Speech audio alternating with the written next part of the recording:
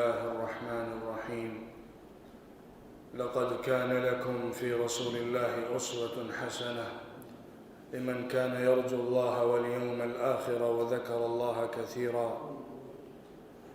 وقال تعالى: محمد رسول الله والذين معه أشداء على الكفار رحماء بينهم تراهم ركعا سجدا يبتغون فضلا من الله ورضوانا إلى آخر الآية.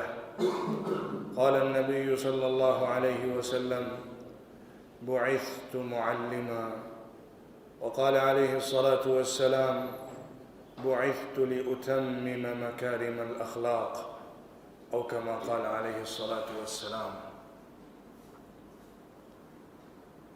محترم حضرات، بزرگوں، دینی اور ایمانی بھائیوں، آج سیرت کیمپین کی یہ دوسری نشست ہے، جس میں حضور اکرم صلی اللہ علیہ وسلم کی بعثت کا مقصد، دعوت، کام، اس سلسلے میں کچھ باتیں عرض کی جائیں گی۔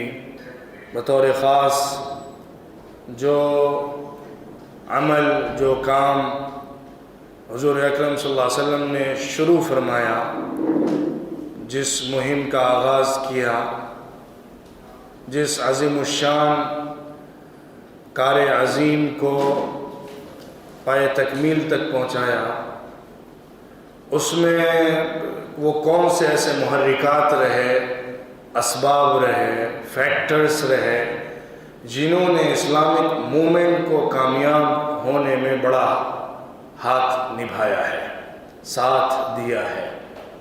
جب تک ہم اس پیٹرن کو نہیں سمجھیں گے جو حضور اکرم صلی اللہ علیہ وسلم نے اختیار کر کے دنیا کو ایک نئی دنیا بنایا تھا، آج کی بھی اس جاہلیت والی دنیا کو ہم اسلام کے آغوش میں نہیں لا سکتے، جب تک کہ حضور اکرم صلی اللہ علیہ وسلم کے اس دعوتی مشن اور اس طریقہ کار سے واقف ہو کر اسی کو اختیار کرتے ہوئے آج کے زمانے میں بھی تبدیلی کا آغاز نہیں کریں گے۔ محترم بزرگوں،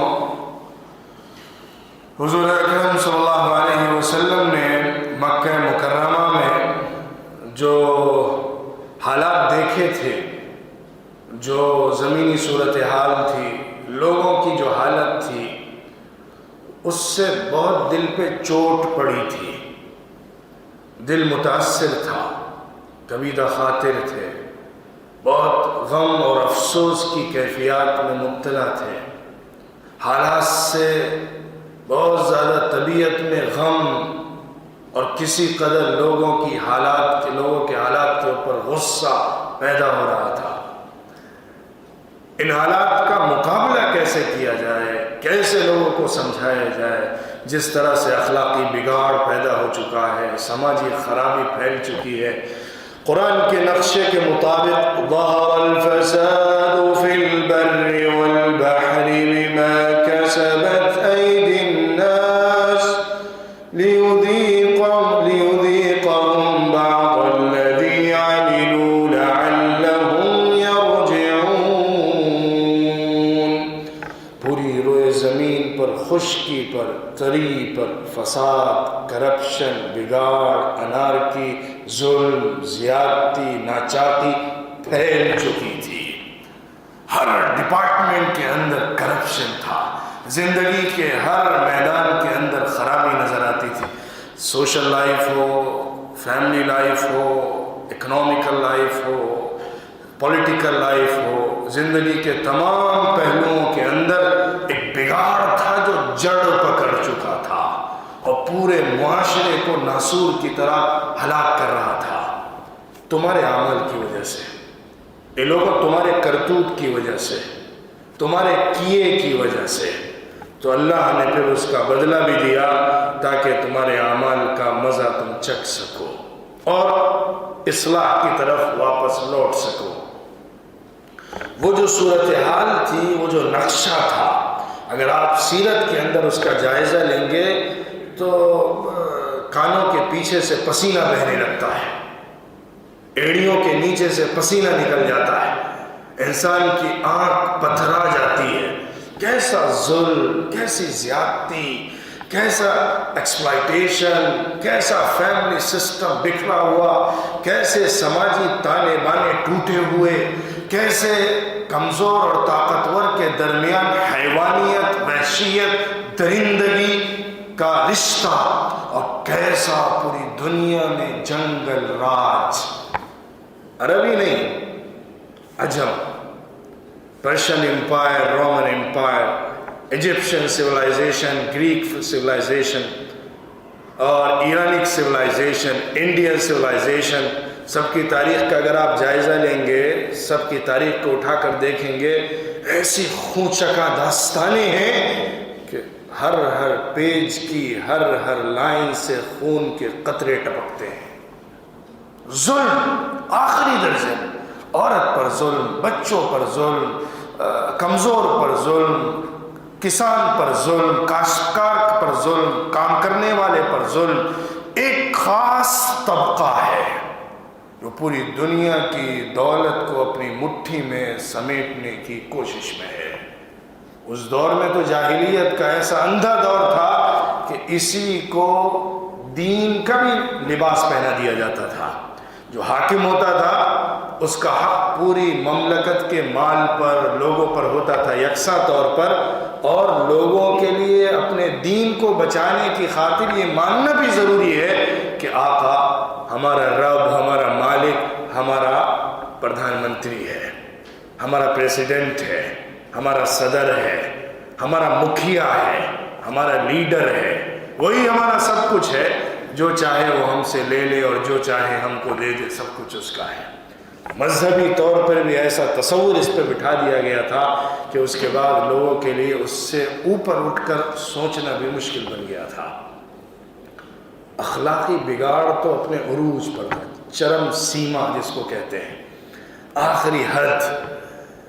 جس طرح سے اخلاق کو بگاڑنے والے وسائل ہیں وہ سب کے سب مہیا تھے، کمزور سے کمزور، فقیر سے فقیر طبقہ ہو یا مالداروں کے مالداروں کا طبقہ ہو، ہر جگہ اخلاق سوز حرکتیں عام تھیں۔ شراب، جوا، بدکاری، زنا، فحاشی، غلط تعلقات، ظلم، انارکی اور استحصال، مال کی بیجا اور حد سے بڑی ہوئی محبت، ایک دوسرے کے ساتھ معاملات کے اندر دھوکہ دھڑی اور ایک دوسرے کے حق کو سلب کرنا، بے وجہ دوسرے کو مارنا، اس کا حق چھیننا، یہ عام اخلاق تھے جو آپ کو ہر سماج کی، ہر سوسائٹی کی، ہر یونٹ میں نظر آئے گا۔ ایسے دور کے اندر حضور اکرم صلی اللہ علیہ وسلم نے اپنا کام شروع کیا مکہ مکرمہ سے۔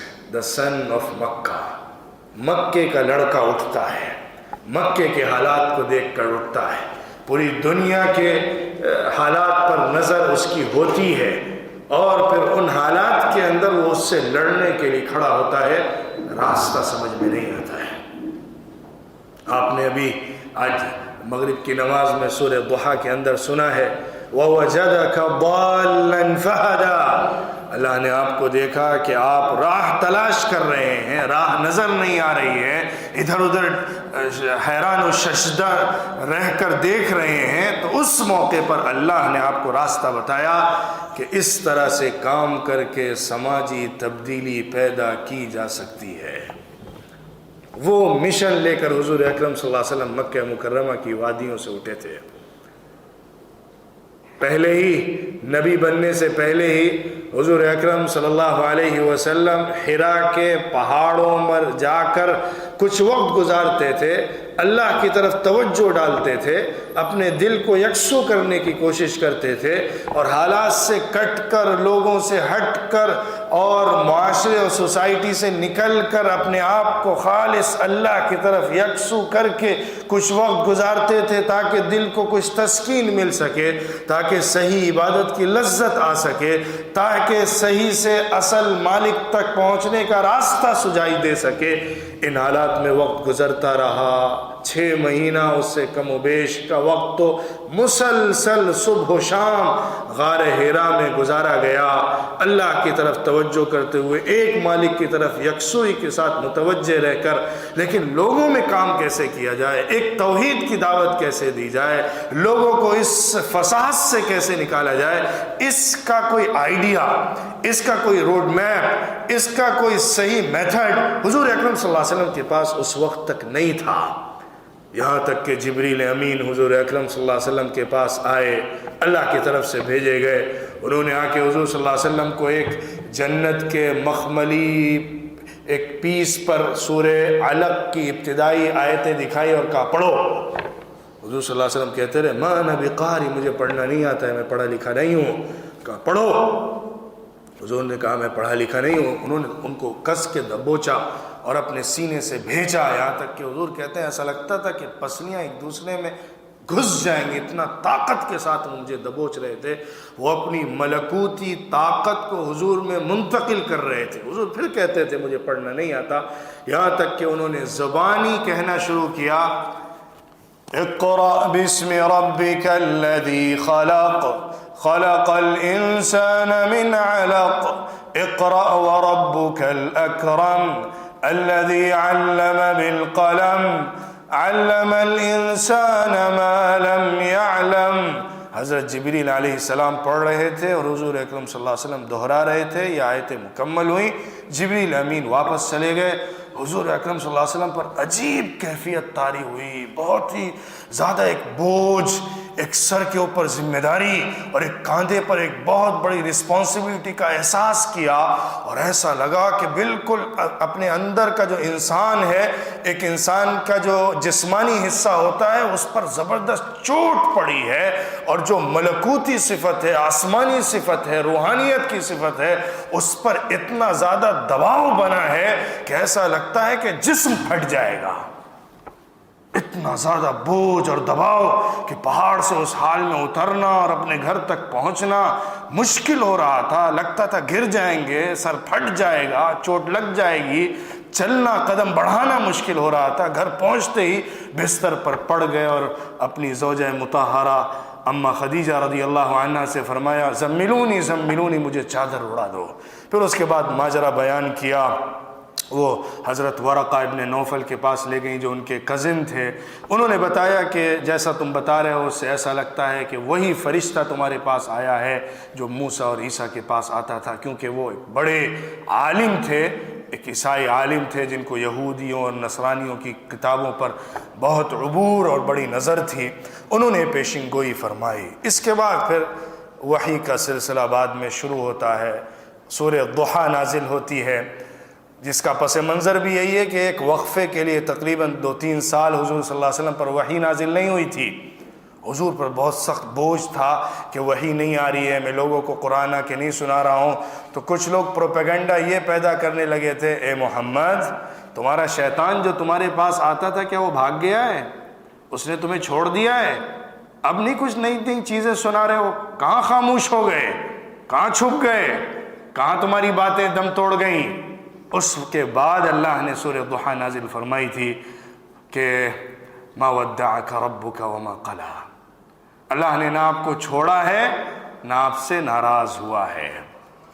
अल्लाह आपके साथ है और अल्लाह की नुसरत और मदद आपको घेरे हुए है। तो इस माहौल के अंदर हुजूर अकरम सल्लल्लाहु अलैहि वसल्लम ने अपने दावती काम का आगाज़ फरमाया। अब समझना ये है जो आज का असल मौजू है, कौन वो ताकत थी जिसने हुजूर सल्लल्लाहु अलैहि वसल्लम के कांधे से कांधे मिलाकर खड़े होने के साथ साथ इस मुहिम को ताकत पहुंचाई और इस दावत को कामयाब कराने में बड़ा साथ निभाया। वो नौजवानों की ताकत थी, यूथ की ताकत थी, जिसकी एक बड़ी तादाद हुजूर सल्लल्लाहु अलैहि वसल्लम के साथ जुड़ी। वो लोग जो ज़रा माहौल को समझकर उससे परेशान थे, کچھ تو وہ جو حضور صلی اللہ علیہ وسلم کے فرینڈ سرکل میں ایسے تھے جو بہت قریب سے حضور کو پہچانتے تھے، حالات کو بھی دیکھتے تھے، حضور کی طبیعت کو بھی سمجھتے تھے، حضور کے مزاج سے بھی واقف تھے، حضور کی سچائی راست بازی کو بھی جانتے تھے، حضور کی نبوت سے پہلے کی 40 سالہ زندگی کو، ہر زندگی کے پیج کو انہوں نے خوب گہرائی سے دیکھا ہوا تھا، ایک ایک نقشہ کھلا ہوا تھا۔ وہ جانتے تھے کہ یہ جو بات کر رہا ہے وہ برحق ہے، سچ ہے، حق کو لے کر آیا ہے۔ انہوں نے فوراً قبول کیا، جس میں سر فہرست حضور اکرم صلی اللہ علیہ وسلم کے قریبی دوست حضرت ابو بکر صدیق رضی اللہ تعالی عنہ تھے، جو حضور صلی اللہ علیہ وسلم سے 2 سال چھوٹے تھے۔ اس کے علاوہ حضور کے متبنہ بیٹے حضرت زید بن حارثہ تھے، جو بھی 40 کے اندر تھے، 30 کے آس پاس، 30-40 کے درمیان کے رہے ہوں گے، وہ تھے۔ حضرت عثمان ابن عفان رضی اللہ عنہ بھی بعد میں اس مہم کے اندر شامل ہو گئے اور مسلمان ہو گئے۔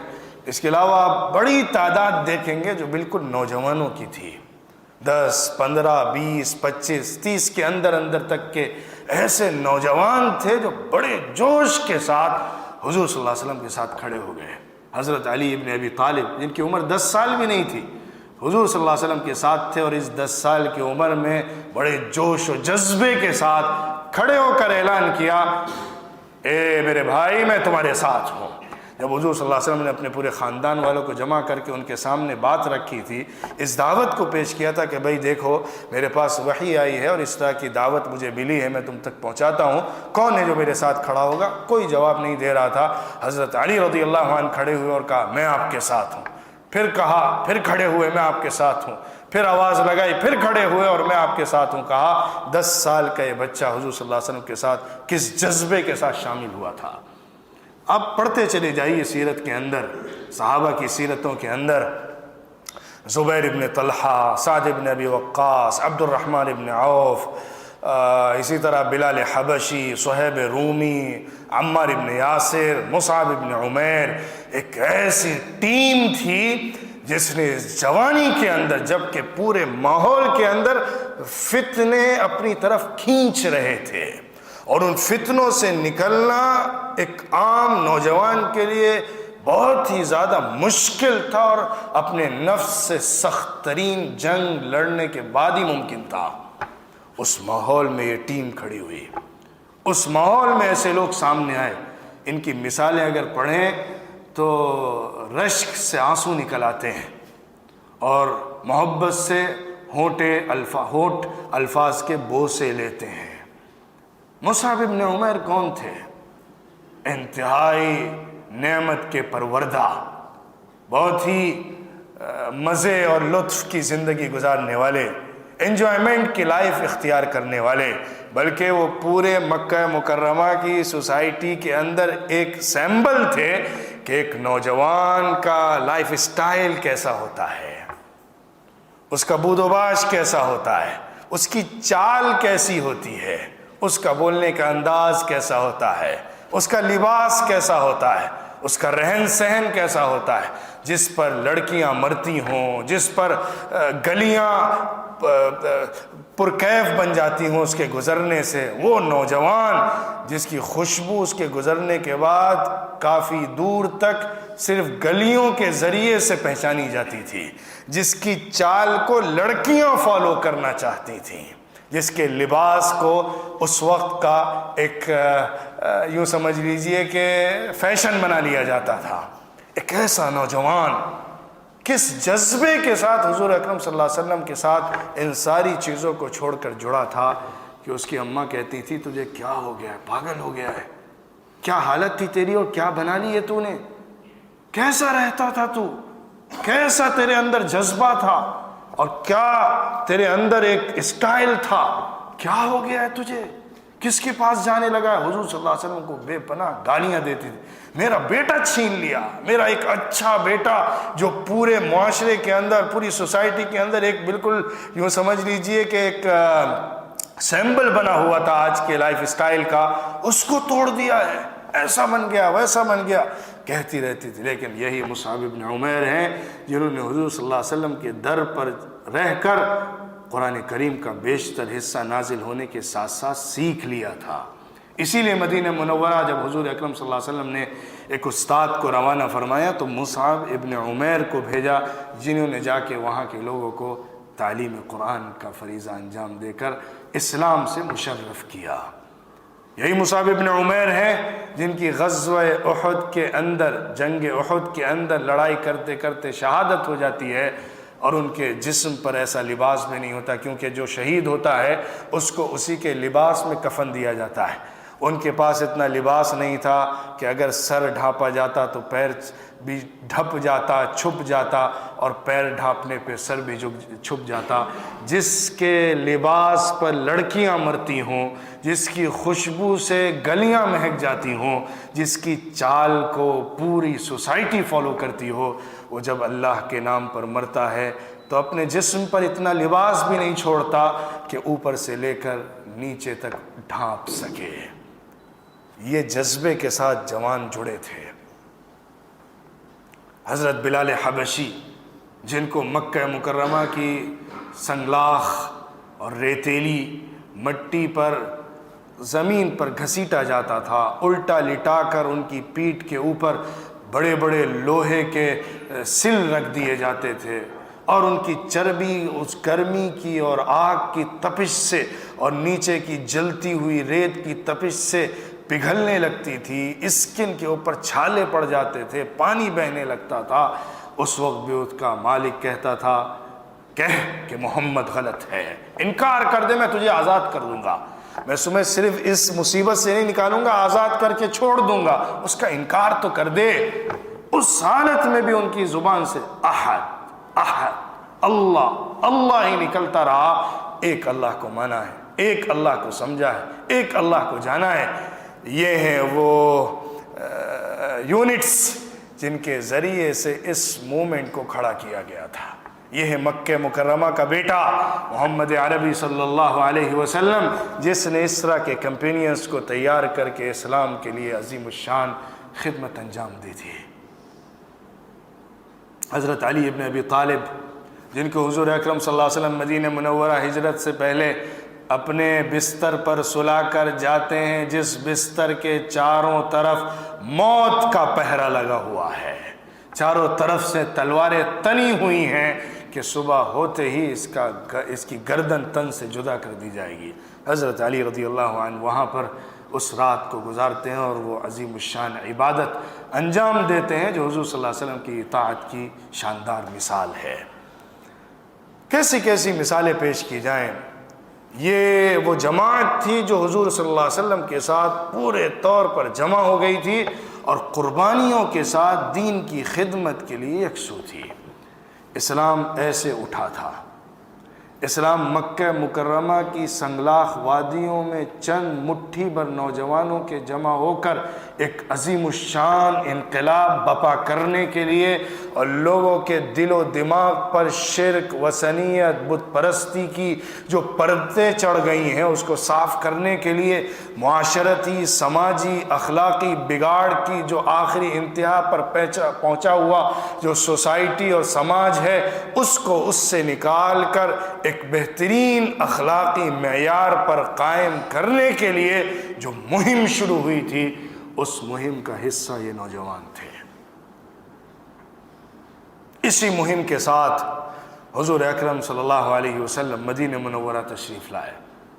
اس سے پہلے مکہ مکرمہ میں 3 سال ایسے کاٹے جبکہ کھانا پینا تک روک دیا گیا تھا، سوشل بائیکاٹ کیا گیا تھا، مکمل طور پہ ایسا مقاطعہ اور بائیکاٹ کہ اس کے بعد نہ شادی بیاہ آپس میں ہو سکے، نہ جو کھانا پینا سپلائی کر سکے، نہ باہر جا کے کچھ ٹریڈ کر سکے، نہ قافلوں میں شامل کیا جا سکے، نہ باہر آ کے دوسروں کے ساتھ منگل ہونے کا موقع دیا جا سکے۔ مکمل طور پہ کاٹ کر رکھ دیا گیا تھا سماج سے محمد صلی اللہ علیہ وسلم کے خاندان اور ان کے ساتھ انہی سے جڑی ہوئی شاخ بنو مطلب کو، اور ساتھ ہی ساتھ صحابہ کرام تھے جس کو شعب ابی طالب کہا جاتا ہے۔ ان حالات کے اندر حضور اکرم صلی اللہ علیہ وسلم نے اس کام کو، اس مہم کو شروع فرمایا، دعوت کے کام کو بڑھایا اور لوگوں کی اصلاح کا بیڑا اٹھایا۔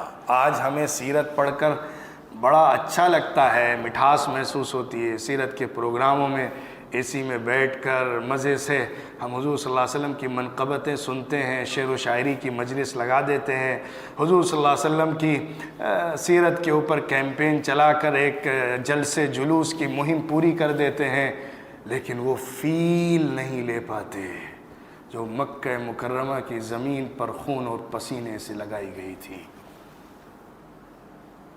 مکہ مکرمہ کے پہاڑ کا انگ انگ ان لوگوں کی قربانیوں کی یاد سے سجا ہوا ہے۔ مکہ مکرمہ کی ریت کا ذرہ ذرہ ان کی قربانیوں کی مہک سے آج بھی مشکبار ہے۔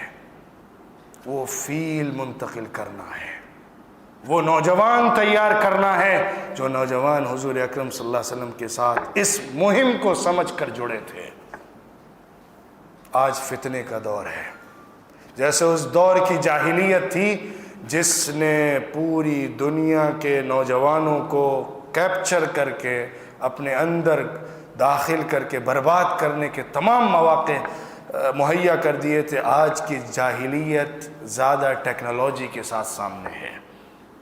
اس دور کی جو جاہلیت تھی وہ دیہاتی جاہلیت تھی، آج کی جو جاہلیت ہے وہ شہری جاہلیت ہے۔ اس دور کی جو جاہلیت تھی وہ ان پڑھ جاہلیت تھی، آج کی جو جاہلیت ہے وہ پڑھی لکھی جاہلیت ہے۔ اس دور کی جو جاہلیت تھی وہ بغیر ٹیکنالوجی اور وسائل کے تھی، آج کی جو جاہلیت ہے وہ وسائل کے ساتھ اور ٹیکنالوجی کے ساتھ ہے۔ آج کی جاہلیت کے اندر پوری دنیا کی لوگوں کی عقلوں کو اور جذبات کو لے کر کھیلا جاتا ہے۔ نوجوان جو ہوتا ہے وہ کسی بھی قوم کا سرمایہ ہوتا ہے، ایسٹ ہوتا ہے۔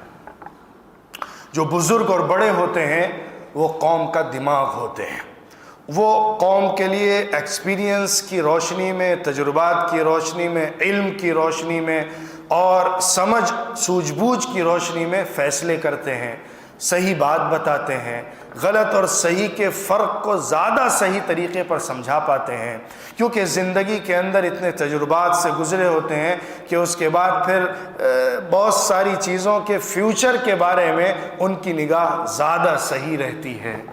لیکن کسی قوم کو کھڑا کرنے کے لیے، کسی قوم کو مشکلات سے نکالنے کے لیے، کسی قوم کے اندر کوئی زبردست انقلاب پیدا کرنے کے لیے، کسی قوم کو دوبارہ سے کھڑا کرنے کے لیے نوجوان چاہیے ہوتے ہیں۔ پوری انسانی تاریخ اس کی گواہ ہے، پوری انسانی تاریخ اس کی گواہ ہے۔ حضور اکرم صلی اللہ علیہ وسلم کے ساتھ بھی ہوں یا اس کے بعد کے جتنے مومنٹس دنیا میں کھڑے ہوئے ہیں، اس کے پیچھے کی آئیڈیالوجی بنانے والے تو بہت سے ہو سکتے ہیں، جوان بھی، نوجوان بھی اور ادھیڑ عمر کے بھی، بوڑھے بھی، لیکن اس کو کامیاب بنانے والے نوجوان ہوتے ہیں۔ وہ طاقت ہوتی ہے۔ بڑے بھی کامیاب اسی وقت ہوتے ہیں جب ان نوجوانوں کو صحیح استعمال کر لیتے ہیں۔ قریب کے دور میں آپ دیکھیے، روس کا انقلاب ہو، فرانس کا انقلاب ہو، مارٹن لوتھر کنگ کا انقلاب ہو، اس کے علاوہ بھی جو بڑے بڑے انقلابات آئے ہیں، ان سب کے اندر آپ کو جو اصل ایسٹ ملے گا وہ یہی نوجوانوں کا ملے گا۔ ان کے پاس جو جذبات ہوتے ہیں، ان کے پاس جو طاقت جسمانی ہوتی ہے، ان کے پاس اقدام کی جو صلاحیت ہوتی ہے، اسٹیپ لینے کی جو صلاحیت ہوتی ہے، وہی کوئی مرحلہ کراس کرا پاتی ہے۔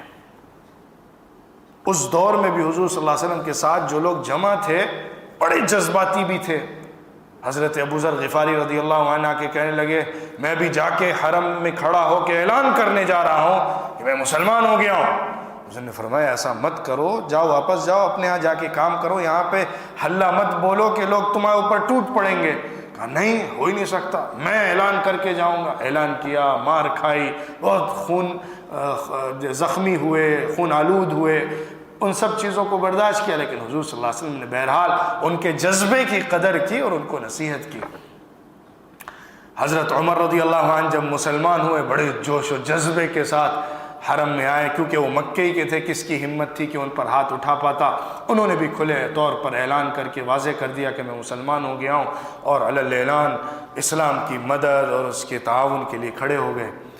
تو نوجوانوں کے جو جذبات ہوتے ہیں وہ جذبات طاقت ہوتے ہیں، ان جذبات کا صحیح استعمال اور ان جذبات کو صحیح ڈائریکشن دے کر ان کو اپنے لیے طاقت بنانا، مومنٹ کے لیے طاقت بنانا، یہ عقل مند حکیم لیڈر کی صحیح سوجھ بوجھ ہوتی ہے، جس کی وجہ سے وہ مومنٹ کو کامیاب بناتا ہے۔ یہ نوجوانی جو طاقت ہے، یہ جب ڈائلوٹ ہو جائے یا مس یوز ہو جائے تو یہ بھیانک جرم بھی بن جاتی ہے، ناسور بھی بن جاتی ہے، زہر بھی بن جاتی ہے، ہلاکت اور تباہی کا سامان بھی بن جاتی ہے۔ آج کا جو دور ہے دجالی دور، ابلیسی دور، جس میں دجال نے اپنے بچے پیدا کر کے دنیا میں بھیج دیے اور بچے بہت بڑے ہو گئے ہیں، اب باپ کو کھینچ کر لانے ہی والے ہیں۔ ایسے دنیا کی تصویر ہے۔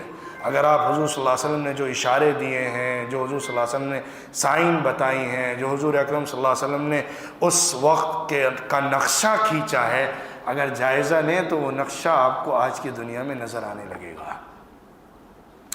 دجال اپنے رنگ و روپ میں ظاہر ہو گیا ہے، ہاں ایک نام بچا ہے جو اس نام کے ساتھ نکل کر پھر آخری حد کو کراس کرے گا۔ یہ جو دجالی دنیا ہے، ابلیسی دنیا ہے، اس نے پوری دنیا کو اپنی مٹھی میں لیا ہوا ہے، پوری دنیا پر قبضہ اور کنٹرول جمایا ہوا ہے۔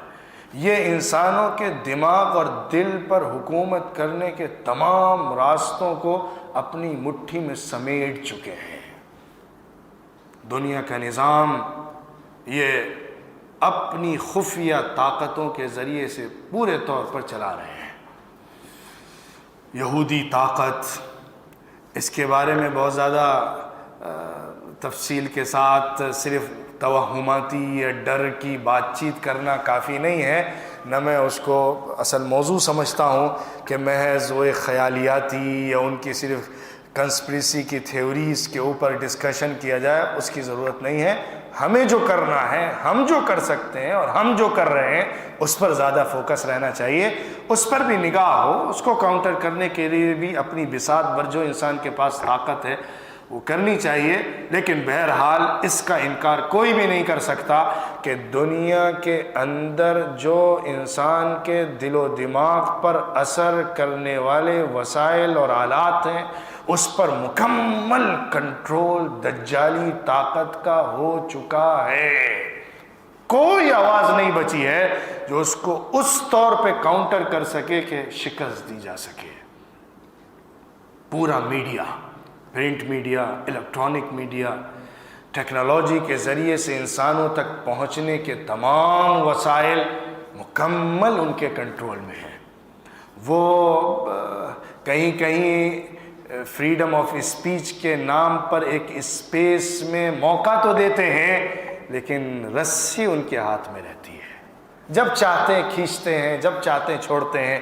کتنا بولنا ہے، کتنا نہیں بولنا ہے۔ اگر آپ لوگ میڈیا کی حرکتوں سے گہرائی سے واقف ہوں تو آپ کو نظر آئے گا، خاص طور پہ اسرائیل کے جو جرائم ہوتے ہیں، اسرائیل کی طرف سے جو حملے فلسطین کے اوپر ہوتے ہیں اور فلسطینیوں کی طرف سے مظلومانہ جو کارروائیاں ہوتی ہیں، اس کو ہمیشہ میڈیا سے چھپا دیا جاتا ہے۔ ایون سوشل میڈیا کے کسی سائٹ پر بھی مکمل تصویر کے ساتھ وہ نہیں آ پاتا ہے۔ وہاں پر آ کر ان کا اصل اپنا رنگ کھلتا ہے، کیونکہ وہ ان کا ایک ایسا گڑھ ہے کہ اسی کے ذریعے سے وہ اپنی دجالی سلطنت کو قائم کرنا چاہتے ہیں۔ وہ موضوع آج کا نہیں ہے، ایک تفصیلی موضوع ہے۔ میں یہ بیان کر رہا ہوں کہ اس دجالی طاقت نے جو انسان کے دل و دماغ پر اثر کرنے کے تمام وسائل کو کیپچر کر کے خرید کر اپنا غلام بنایا ہوا ہے، وہ آج کے نوجوان کو برباد کرنے کے تمام راستے اختیار کر رہا ہے۔ بہت اچھے ٹائٹل سے، بہت خوبصورت عنوان سے، بہت اچھے پروگراموں سے، لیکن اس کا دل، اس کا دماغ، اس کے جذبات خرید لیے جاتے ہیں۔ وہ امنگیں چھوڑ دیتا ہے، صلاحیتیں بھول جاتا ہے، اور تبدیلی پیدا کرنے کا جو جذبہ ہے وہ مر جاتا ہے۔ جب تک قوم کے نوجوانوں میں کچھ کر گزرنے کا جذبہ نہیں ہوتا اور وہ ہمت نہیں ہوتی، کچھ بھی ہو جائے میں اپنا مشن پورا کر لوں گا، اس وقت تک وہ کامیاب نہیں ہو پاتی۔ آج کے زمانے کے فتنوں کو اگر چند ناموں میں سمیٹا جائے تو بنیادی طور پہ میں سمجھتا ہوں کہ 3 عنوان کے تحت بیان کیا جا سکتا ہے جو نوجوانوں کو مکمل طور پہ اسپوائل کر رہے ہیں، ان کی نوجوانی کو۔ ایک فتنہ ہے جو فحاشی اور بدنگاہی اور جنسی جذبات کو بھڑکا کے پیدا کیا جاتا ہے، سیکسول ڈیزائرز کا ایکسپلائٹیشن، اس کا استعمال کر کے اس کی جوانی کو برباد کیا جاتا ہے۔ دوسرا ڈرگس، منشیات، نشہ آور چیزیں جس سے اس کے دماغ کو مفلوج بنا دیا جاتا ہے۔ تیسرا فائنینشیل کمرشیل دنیا میں ایسا انوالو کرنا کہ وہ اپنے پیٹ سے آگے کچھ دیکھ ہی نہ پائے۔ 3 شیطانی ہتھیار ہیں، یہ 3 فتنوں کے ستون ہیں جو ہر دور میں استعمال کیے گئے اپنے اپنے طور پر، لیکن آج بڑے خطرناک طریقے پر اس کا انٹرنیشنل لیول پر استعمال کر کے قوموں کو ہرایا جاتا ہے۔ پہلے زمانے میں بھی جنگیں ہوتی تھی تو مقابل قوم کے اندر اخلاقی طور پہ گراوٹ پیدا کر کے اس کے اندر کے جذبہ شہادت کو مارنے کے لیے بوتل اور عورت کا استعمال کیا جاتا تھا، شرابیں بھیجی جاتی تھی، عورتوں کو پیش کیا جاتا تھا۔ صلاح الدین ایوبی کی فوج ہو اور بھی جو فوجیں رہیں، اس میں دشمن نے انہی ہتھیاروں کو استعمال کیا، خاص طور پہ جب کرسچن سے مسلمانوں کی تاریخ میں زبردست جنگیں ہوئی ہیں، اس دور کی باتیں ہیں۔ آج وہ جانتے ہیں کہ کسی قوم کے اندر اگر مردنی پیدا کرنی ہے، اس قوم کے یوتھ کو مشن سے کاٹ دینا ہے، اس کے اندر کی سوچ کو اور اس کے اندر کے جذبات کو اگر قوم اور ملت کے لیے قربان کرنے کا جذبہ ختم کرنا ہے تو اس کو انہی 3 راستوں سے ہرانا ہوگا۔ آج یہ ہتھیار ہیں، آج بومز جو ہوتے ہیں یا اسی طرح جو دوسرے ہتھیار ہوتے ہیں ان کا بہت کم استعمال ہے انسانوں کو مارنے کے لیے، اس سے زیادہ تو ایک ایک گھر کے اندر جو بوم رکھے ہوئے ہیں، ایک ایک بچے کی جیب میں جو موبائل رکھا ہوا ہے، ایک ایک آنکھ کے سامنے جو اسکرین ڈال دیا گیا ہے، اس کے ذریعے سے پوری نسل کو برباد کرنے کے تمام انتظامات کر دیے گئے ہیں، اور انسان اپنا زہر خود پیتا ہے۔ ایک طرف انسان کے اندر کا جذبہ ہے، خاص طور پہ نوجوانی کے دور میں اٹریکشن، لڑکیوں کی طرف دلچسپی، افیئرز کا ہونا، ان سے منگل ہونے کی کوشش کرنا، ان سے دوستیاں اور فرینڈشپ کو بڑھانا، ان سے تعلقات کو زیادہ سے زیادہ بنا کر ان کے ساتھ دلچسپی کے ساتھ وقت گزارنا، یہ چیز بڑھتی ہے اور انسان کے اندر کی جو ڈیزائر ہے اسی کی بنیاد پر پیدا ہوتی ہے، یہاں تک کہ وہ بھی ایک ایڈکشن بن جاتا ہے اور انسان کے اندر بری لتیں، بری عادتیں، غلط تعلقات، برے ریلیشن شپ بڑھتے بڑھتے انسان اس میں ایسا ملوث ہوتا ہے کہ وہ اپنے گھر بار کا بھی نہیں رہتا، اپنے خاندان کا بھی نہیں رہتا، اپنے کاروبار کا بھی نہیں رہتا، سب کچھ کو توڑ کر وہ صرف اپنے اس چھوٹے سے جذبے کی تسکین میں پوری زندگی بسر کرتا ہے، پھر فیل ہوتا ہے تو پھر کہیں کا نہیں رہتا ہے۔ تو یہ جذبہ بھی ہے جو نوجوانوں میں بطور خاص ہوتا ہے۔ حضور صلی اللہ علیہ وسلم نے اس کی طرف اشارہ بھی فرمایا۔ حضور صلی اللہ علیہ وسلم نے بتایا تھا کہ عورتوں کے فتنے سے بچو، فَإِنَّ أَوَّلَ فِتْنَةَ بَنِي إِسْرَائِيلَ كَانَتْ فِي النِّسَاءِ۔ بنو اسرائیل کی قوم جو ایک بڑی عظیم قوم رہی ہے، بڑی تاریخی قوم رہی ہے، اس کے اندر کا پہلا فتنہ جو پیدا ہوا تھا عورت سے آیا تھا۔ بچنا، یہ ہلاک اور برباد کرے دیں گی۔ یہ فتنہ ڈرگس ہے۔ دنیا کے اندر 2 ہی کاروبار سب سے زیادہ ٹرینڈنگ ہوتے ہیں، آپ کو اگر رپورٹس کا اندازہ ہو تو آپ حیران رہ جائیں گے کس طرح سے ہیومن ٹریفکنگ اور ڈرگس ٹریفکنگ کا کاروبار پوری دنیا کے اندر ہے، اور ایسے بڑے بڑے مافیا ہیں کہ کئی ملکوں کی حکومت بھی ان کا مقابلہ نہیں کر سکتی ہے۔ ملکوں کی حکومتیں ان کے انڈر ہوتی ہیں۔ ایک مثال چھوٹی سی دیتا ہوں، ہمارے ملک ہندوستان میں آپ نے رپورٹنگ نہیں سنی ہوگی کبھی کسی میڈیا ہاؤس کے ذریعے سے کہ یہ ڈرگس ٹریفکنگ کیسے ہوتی ہے۔ کتنا بڑا ایشو ہے، گھر گھر پہنچا ہوا ہے ڈرگس، منشیات کے الگ الگ چیزیں گھر گھر پہنچ گئی ہیں، گاؤں گاؤں پہنچ گئی ہیں، دیہات دیہات پہنچ گئی ہیں۔ کہاں سے رہا ہے؟ ہندوستان کے اندر تو الاؤ ہی نہیں ہے، کہیں اس کی پیداوار ہی نہیں ہو سکتی، کہیں اس کی کاشت ہی نہیں ہو سکتی، پیدا کہاں سے ہوتی ہے؟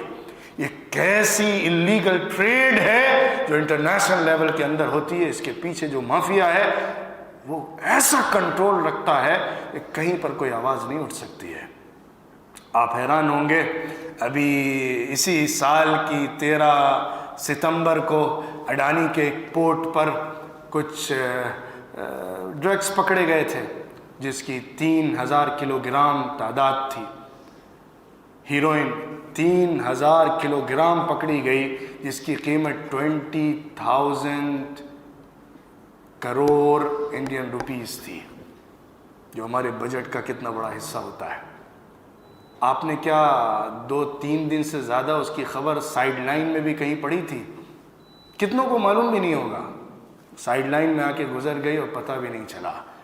یہ ہے وہ مافیا جو پکڑ بھی لیا جائے تو اس پر کارروائی ناممکن ہے، مشکل نہیں، ناممکن ہے، کیونکہ اس میں ملوث کوئی بڑا کاروباری نہیں ہوتا ہے، اس میں ملکوں کو چلات ہوتے ہیں، ملکوں کو۔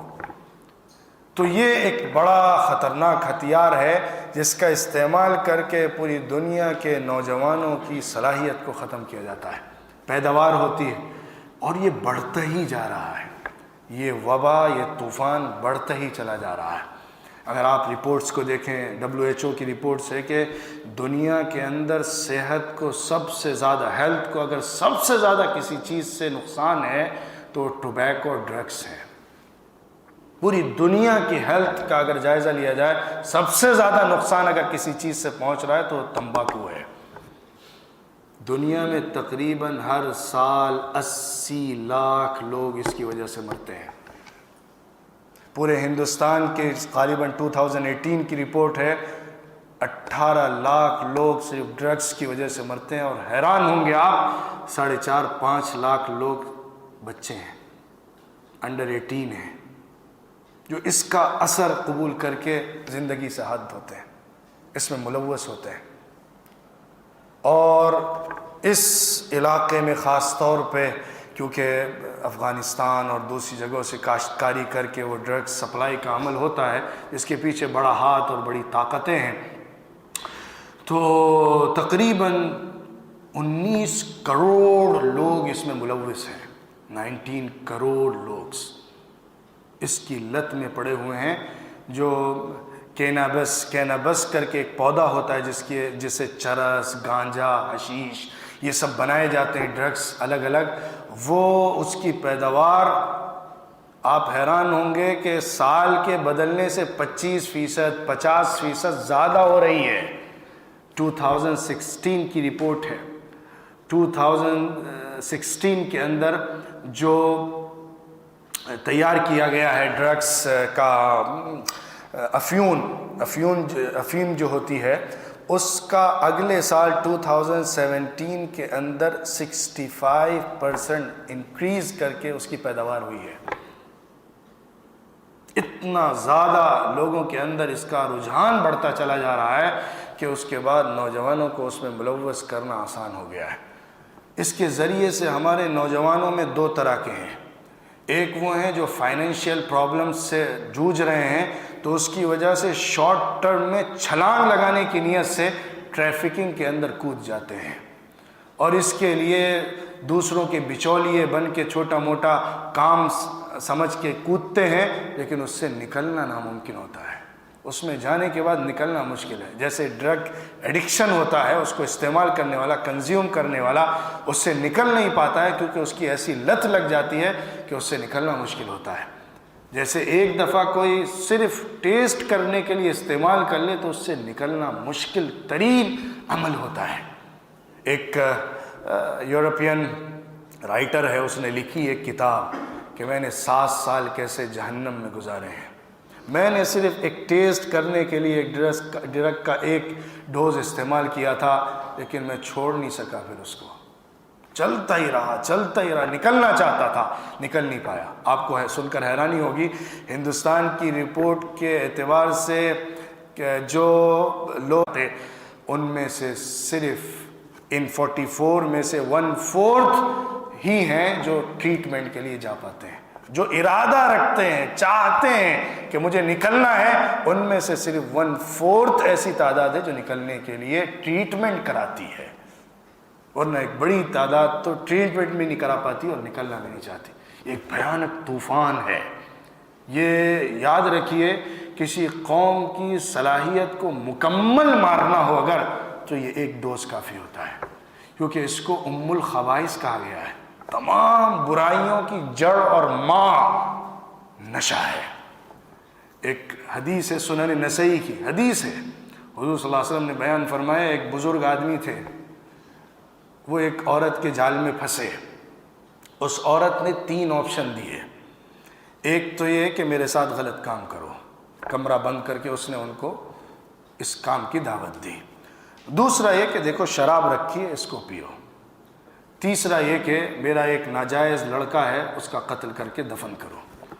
انہوں نے سوچا، ارے قتل کرنا تو بہت بڑا گناہ ہے، بچے کو جان لے کر زمین میں دفن کر دیا جائے تو بڑی گناہ کی بات ہوگی، اور عورت کے ساتھ زنا کریں تو بہت اچھا عمل نہیں ہے. شراب کی ایک بوتل ہے، پی کر ختم کریں، معاملے کو رفع دفع کریں. شراب پیا، حدیث میں آیا، پھر اس کے بعد اس نے زنا بھی کیا، بچے کو قتل بھی کیا. ام الخبائث، جڑ. پوری دنیا کے کرائم کا اگر آپ جائزہ لیں گے تو 90% اسی نشے سے پیدا ہوتا ہے. یعنی اس کی جڑ میں نشہ ہوتا ہے، یا اس کو استعمال کرنے کے لیے یا اس کو کرنے کے لیے نشے کا استعمال کیا جاتا ہے. یہ ہمارے نوجوانوں میں پھیلنے والا ایک خطرناک مرض ہے اور وبا ہے جو ہمارے علاقے میں بھی پیدا ہوتی چلی جا رہی ہے. ہمیں جائزہ لینا چاہیے، ایسے لوگوں کو صحیح علاج فراہم کر کے اس سے نکالنا چاہیے، کیونکہ اس میں ملوث ہونے والے الگ الگ اسباب سے لگتے ہیں. کوئی تو فیشن میں جڑ جاتا ہے، کوئی تو فرینڈ سرکل سے متاثر ہو کر چاروں ناچار اپنے فرینڈز کو بچانے کے لیے اور اس سرکل کو مینٹین کرنے کے لیے، اپنے لائف اسٹائل کو ان کے ساتھ میچ کرانے کے لیے لگ جاتا ہے. پھر لگ گیا تو نکلتا کون ہے؟ کچھ غریبی اور فقر اور محتاجی کے اندر کچھ نہیں ملتا تو اسی سے ہی اپنے دل کو بہلانے کا انتظام کر لیتے ہیں. کچھ ہیں جو اچھے ہیں، اچھے کاروبار والے ہیں، سب کچھ ہے، لیکن کچھ ٹینشنز ایسے لگے ہوئے ہیں، گھریلو مسائل ایسے لگے ہوئے ہیں کہ اس سے سکون نہیں ملتا اور دل میں ایک بے چینی رہتی ہے. تو کچھ وقت ذہن کی تسکین کے لیے اس کا استعمال کر لیتے ہیں. یہ کچھ اسباب ہیں جس کی وجہ سے ہمارا نوجوان اور بڑی تعداد میں اس میں ملوث ہوتا چلا جا رہا ہے. ہندوستان کے اندر کی جو رپورٹ ہے کہ کینابس جو پودا ہوتا ہے اس سے جو پروڈکٹس بنائے جاتے ہیں ڈرگس کے، تقریباً پوری دنیا کے اندر 3.9% لوگ یوز کر رہے ہیں 15 to 65 ایج کے، اور ہندوستان کے اندر 1.2% لوگ اس کا یوز کر رہے ہیں. ایشیا کے اندر 1.5 لوگ اس کا 1.9 لوگ اس کا یوز کر رہے ہیں. کس زبردست طریقے پر پھیلنے والا اور پوری نسلوں کو برباد کرنے والا یہ ایک خطرناک وبائی مرض اور نسلوں کو تباہ کرنے والی ایک بیماری اور روگ ہے. اس کا علاج بہت ضروری ہے اور نوجوانوں کو اس سے نکالنا ضروری ہے. اس سے بچنے کے لیے 2 راستے ہیں. ایک تو ایمان پیدا کیا جائے، اسی لیے یہ سائیکالوجی ہے. جس کے اندر کسی چیز کا ایمانی ڈر ہوگا وہ اس کی طرف قدم اٹھانے سے ڈرے گا، اور جب پہلا قدم اٹھانے سے آپ نے اس کو بچا لیا تو آپ نے اس کی زندگی کو محفوظ کر لی. اور اگر وہ لگ گیا، پھر جتنی اچھی نصیحتیں ہوں لیکن رات میں گھر کے اندر کمرے میں بیٹھ کر پھر اس سے بچنا مشکل نہیں ہوتا، اس سے بچنا مشکل بن جاتا ہے. پہلے اسٹیپ میں اس کو روکنا ہے، اور جو لگ جائے اس کو ایک تو سائیکالوجی کے اعتبار سے سائیکریٹسٹ کے ذریعے سے اس کی کاؤنسلنگ کرنی چاہیے، اور ساتھ ہی ساتھ اس کو میڈیکل ٹریٹمنٹ دینا چاہیے تاکہ اس سے اس کو نکالا جا سکے۔ ابتدائی دور میں اس کے اثرات بہت زیادہ جسم پر نہیں لگتے، یا انسان کو نہیں لگتا کہ کچھ اس کی وجہ سے جسمانی کمزوری یا پرابلم پیدا ہوگی، لیکن لانگ ٹرم میں یہ زندگی کو کھا جاتا ہے۔ یہ صرف ایک انسان کی زندگی کو برباد نہیں کرتا، خاندان کو تباہ کرتا ہے۔ وہ لڑکا پھر بعد میں اچھا باپ نہیں بن سکتا، اچھا شوہر نہیں بن سکتا، اچھا بیٹا نہیں بن سکتا، کیونکہ اس کے اندر ایسی طبیعت پیدا ہو جائے گی، اس کے اندر کا ایک ایسا دماغی توازن بگڑ جائے گا کہ وہ ایک کیریکٹر صحیح پیش کر ہی نہیں پائے گا دنیا کے سامنے۔ یہ ایک بھیانک وبا ہے جس سے بچانے کی ضرورت ہے، اور یہ دشمن کا بہت مضبوط ہتھیار ہے۔ اس کے ذریعے سے دشمن ہمیں ہرانے کے تمام انتظامات کر رہا ہے۔ تیسرا، دنیا میں لگا دو، دنیا کی ریس ایسی پیدا کر دو کہ انسان صرف اسی میں دوڑتا رہے، ایک سائیکل بن جائے، صبح ہو شام ہو، بزنس، کام، کاروبار، پیسہ ادھر سے لینا ادھر ڈالنا، انویسٹمنٹ، اس کا حساب اس کا حساب، زندگی میں اس کے علاوہ سوچنے کا ٹائم ہی نہ ملے۔ ایسی ریس لگا دو کہ ہر شخص دوسرے سے دوڑتا ہی رہے، اس کے پاس اتنا پیسہ، میرے پاس اتنا پیسہ، اس کے پاس یہ سورس، میرے پاس میرا بزنس ایسا، اس کا ایسا، مجھے اس کو ریس دینی ہے، اس کو پیچھے کرنا ہے، اس سے آگے بڑھنا ہے، اس کو نیچے کرنا ہے۔ ایسی دوڑ نوجوانوں میں لگا دو کہ وہ صرف مال کے پیچھے بھوکے کتے کی طرح بھاگتے رہیں۔ یہ بھی ایک وبا ہے، فتنہ ہے جو مٹیریلسٹک دنیا نے پیدا کیا ہے۔ ان راستوں سے نوجوانی برباد کر دی جا رہی ہے۔ ہمیں اسلامک مومنٹ کو اگر زندہ کرنا ہے، حضور صلی اللہ علیہ وسلم کی سیرت کو صحیح طور پر لانا ہے، تو پھر یہ میسج اور یہ فیل دینا ہوگا۔ صرف حضور صلی اللہ علیہ وسلم کے ذکر سے کام نہیں چلے گا، حضور صلی اللہ علیہ وسلم کی فکر کو اڈاپٹ کرنا پڑے گا، حضور صلی اللہ علیہ وسلم کے مشن کو لانا پڑے گا، حضور صلی اللہ علیہ وسلم کے طریقہ کار کو اختیار کرنا پڑے گا، حضور کے پیغام کو تمام لوگوں تک پہنچا کے اس کے ذریعے سے تبدیلی لانا ہوگی۔ یہی واحد راستہ ہے۔ اذان کا وقت ہوا؟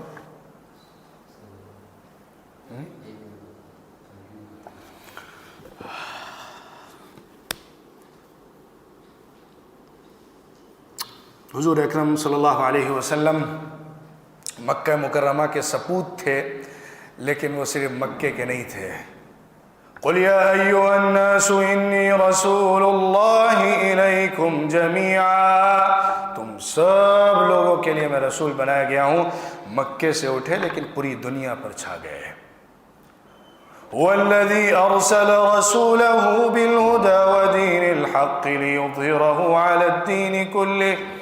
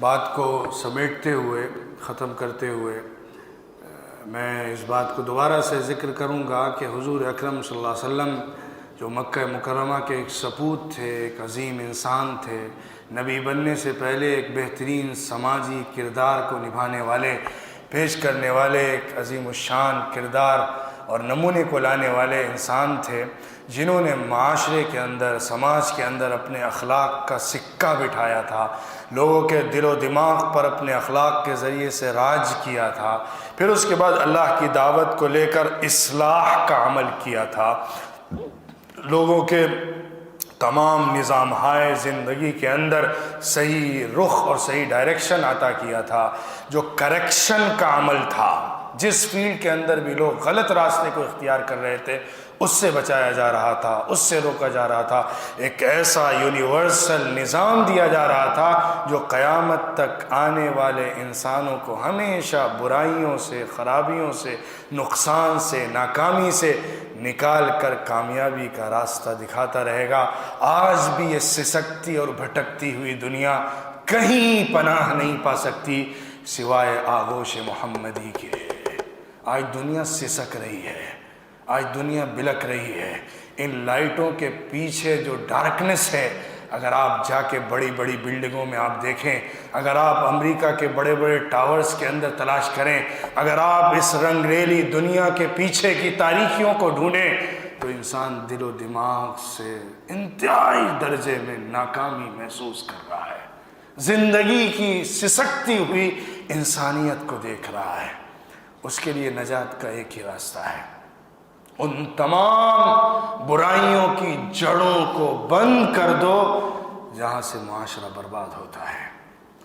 آج سود کا کاروبار ہے، شراب کا کاروبار ہے، بڑی حکومتیں اچھی اچھی باتیں کرتی ہیں، اس کو غلط بتاتی ہیں، لیکن اسی کو لائسنس دیتی ہیں، اسی سے ٹیکس کماتی ہیں، اسی سے زندگیاں چلاتی ہیں، ان کی حکومتیں چلتی ہیں۔ آپ کو معلوم ہوگا 2019 اور 20 کی رپورٹ ہے انڈین فائنینشیل ایئر کے اندر کہ تقریباً انڈین گورنمنٹ نے 100 کروڑ روپیز ٹیکسز میں لیا ہے صرف الکوہل والوں سے، جن کو لائسنس دیتے ہیں۔ تو آپ سوچئے کہ جب جو دکھنے والی دنیا ہے، جو دکھنے والے پیپرز ہیں، اس میں اتنا بڑا فائدہ ہے تو ٹیبل کے نیچے سے کیا کچھ چلتا ہوگا۔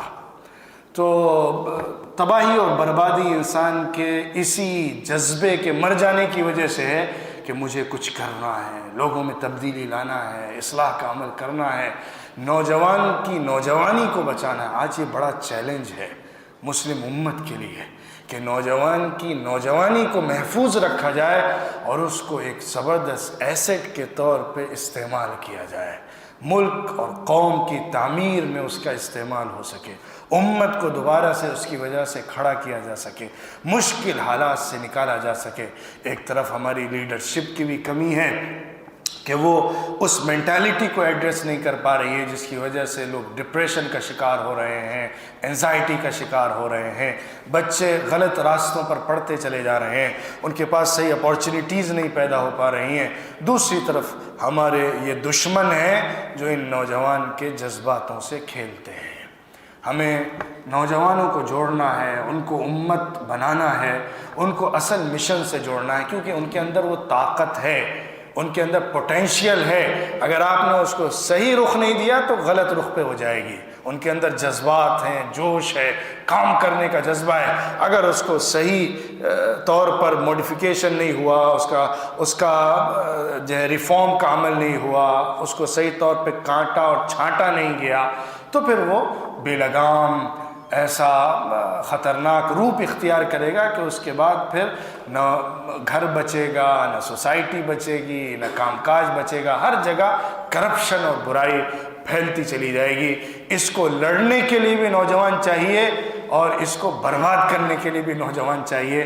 نوجوان کی نوجوانی سے برباد بھی ہوتا ہے اور اس کے صحیح استعمال سے صحیح رخ پر چل کے وہ کامیاب بھی ہوتا ہے۔ ضرورت ہے کہ ہم اس نبوی مشن کو لے کر اٹھیں، کیمپین چلائیں، اور جو نوجوانوں کے لیے فتنے کا سامان بن رہی ہے دنیا کے جو تمام وسائل لگے ہوئے ہیں اس کی جوانی کو اس سے چھیننے کے لیے ہم ہر ممکن کوشش کر کے نوجوان کے اندر ایمان پیدا کر دیں، اللہ کا ڈر پیدا کر دیں، اللہ سے تعلق پیدا کر دیں، مسجد سے رشتہ جوڑ دیں اور اس کے اندر آخرت کی فکر کو جگا دیں اور سماجی انسان بنا دیں، سوشل ایکٹیوسٹ بنا دیں۔ کیونکہ انسان نوجوان کے اندر جو صلاحیت ہے اگر اس کو صحیح رخ نہیں دیا گیا، اس کو صحیح فیلڈ نہیں دی گئی تو پھر وہ اس طرح کی غلط راستوں پر چل پڑتا ہے اور آگے بڑھتا چلا جاتا ہے۔ اس کو ایک ایسا سماجی انسان بنائے کہ وہ دوسروں کے لیے مفید تر بنتا چلا جائے اور دوسروں کو اس کے ذریعے سے خیر ملے اور معاشرے کے اندر ایک زبردست تبدیلی لائی جا سکے۔ یہی کچھ باتیں ہیں جو نوجوانوں کے لیے نبی صلی اللہ علیہ وسلم کا جو میسیج ہے، حضور صلی اللہ علیہ وسلم کا جو پیغام ہے، اس کو مد نظر رکھتے ہوئے میں نے پیش کیا ہے۔ اللہ تعالیٰ مجھے بھی عمل کی توفیق عطا فرمائے، فتنوں سے ہم سب کی حفاظت فرمائے، ہمارے خاندان کو، لڑکے لڑکیوں کو، سب کو محفوظ رکھے، کیونکہ صرف لڑکوں تک ہی نہیں لڑکیوں تک یہ فتنے پہنچ چکے ہیں۔ یہ خطرناک وبائیں گھر کی کوٹری کے اندر تک داخل ہو گئیں۔ آج دجال کوئی بڑے ممبر سے بیٹھ کر بات نہیں کرتا ہے، وہ ہمارے گھر کی چوکھٹ کے اندر داخل ہو کر ہماری کوٹری میں تنہائی میں بھی ہمارے دل و دماغ پر اپنا اثر مکمل طاقت کے ساتھ ڈالتا رہتا ہے۔ اللہ ہمیں محفوظ فرمائے اور ان تمام فتنوں سے ہم سب کو بچا کر رکھے، ایمان پر زندگی گزارنے والا اور کلمہ شہادت پر موت دینے والا، موت حاصل کرنے والا بنائے۔ وآخر دعوانا ان الحمد للہ رب العالمین۔